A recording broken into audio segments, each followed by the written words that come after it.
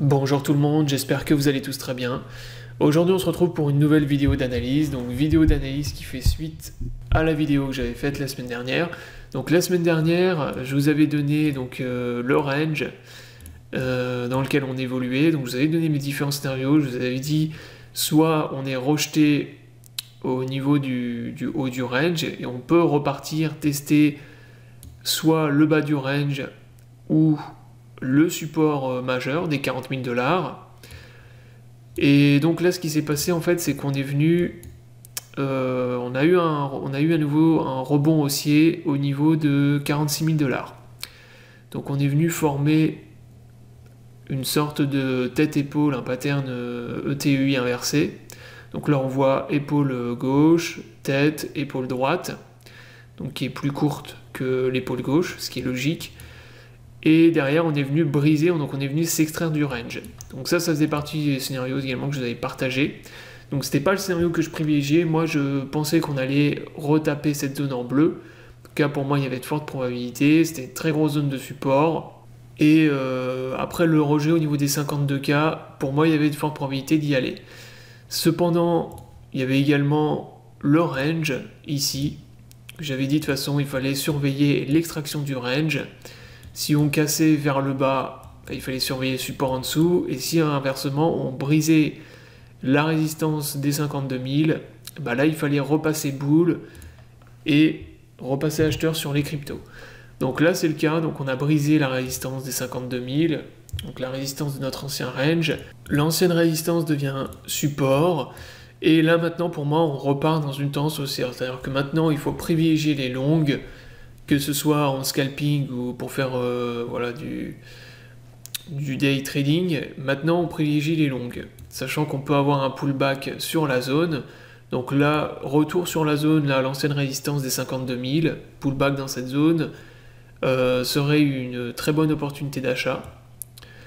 Donc moi, je vais surveiller pour un long. Et là, de toute façon, maintenant, il faut être bull sur les cryptos. Donc on voit qu'on a une ligne de tendance, nouvelle ligne de tendance ici qui a été formée. Donc tant que la ligne de tendance ici elle est respectée et elle n'est pas brisée, moi je reste bull sur Bitcoin. Alors pour ce qui est des targets maintenant, donc première target, donc la résistance que je vous avais déjà donnée au niveau des 58 000, entre 58 000 et 60 000 $. Donc ça c'est vraiment la zone de résistance la plus importante. Et si on brise cette zone-là, si plus tard, par exemple, on repartait dans un truc ultra FOMO ou dans une parabole sur Bitcoin, eh bien moi, je vais surveiller au-dessus les résistances. Donc la résistance que va me donner dans un premier temps l'amplitude du dernier range, donc qui est de plus 22% à peu près. Donc là, si on regarde la cible que ça nous donne, c'est 64 000 $. Et si on utilise le retracement de Fibonacci pour faire une projection au niveau des résistances,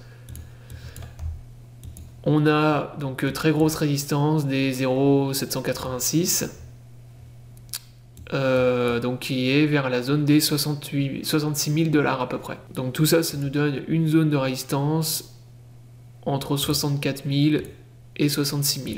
Pour voir comment vont se comporter les vendeurs. Est-ce qu'on va venir faire un double top, c'est-à-dire avoir un gros rejet dans cette zone, ce qui, moi, personnellement, je parierais pas là-dessus. Moi, je pense que là, la ligne de tendance, elle va être, tant qu'elle n'est pas brisée, de toute façon, on va toujours maintenir une tendance haussière.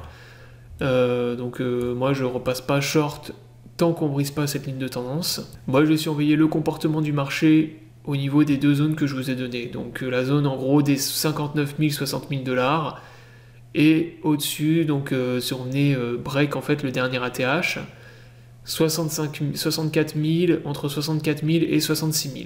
En daily, donc sur l'indicateur RSI, on voit que pour le moment, il y a toujours la divergence. Donc là, ça va être très intéressant d'observer justement le comportement du marché quand on va briser la dernière ATH des 58 000.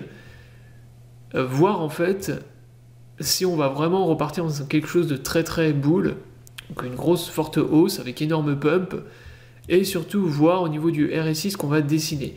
Si on est rejeté juste au-dessus des 58 000, par exemple dans la zone que je vous ai donnée au niveau des 64, ou 66 000, qu'on a un gros rejet vendeur dans cette zone, et qu'on diverge, qu'on vient former une double divergence sur l'indicateur, là ça va être mauvais, à court terme en tout cas. C'est-à-dire que là on aura signal de vente et sûrement retournement de la tendance sur le Bitcoin, au moins à court terme.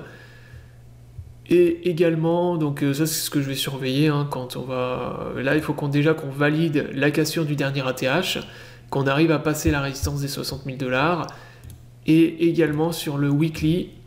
Donc là on voit qu'il y a une divergence sur le weekly qui a été validée, divergence baissière. Donc ça va être intéressant également d'observer ce qu'on va faire sur le weekly. On voit qu'on est toujours en zone de surachat, En weekly, ça fait énormément depuis le mois d'octobre. On est suracheté sur le weekly, ce qui n'était jamais arrivé en fait depuis un certain temps déjà, depuis au moins 2013. Donc ça fait 7-8 ans que c'était jamais arrivé, que le Bitcoin reste aussi longtemps en zone de surachat sur le RSI en weekly. Donc ça, le jour où ça va péter, il faudra short. Ce qui là pour le moment n'est pas le cas.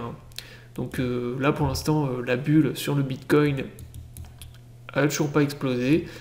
Je vous avais dit déjà quand on était vers les 43 000 $ sur mes AT que là c'était pas le top de la bulle. Et pour l'instant je maintiens toujours ça. Donc 58 000 $ c'est pas le top. Toujours pas d'explosion de bulle sur le Bitcoin. Tant qu'on a la ligne de tendance qui est respectée. Donc voilà, restez plutôt dans des longues, surtout en scalp. Moi c'est ce que je vais essayer de faire cette semaine. Donc je vais scalp un peu Bitcoin. Et maintenant je vais essayer de repasser les boules. Donc maintenant qu'on est sorti du range, donc j'ai pas scalp dans la zone de range ces derniers jours, puisque quand il y a une faible volatilité, quand on est dans des ranges, c'est beaucoup plus risqué. Donc ça fait du chasse-stop, ça fait des pumps, des dumps. Le but c'est vraiment de racler les stops des gens dans tous les sens. Là il y a l'air d'y avoir à nouveau de la volatilité sur Bitcoin, donc ça va être intéressant de reprendre des trades en scalp à nouveau. Voilà, donc la vidéo est terminée, j'espère qu'elle vous aura plu, donc je vous invite à vous abonner à la chaîne pour ne pas rater les prochaines vidéos. Je vous souhaite à tous une bonne journée et à bientôt pour une prochaine vidéo.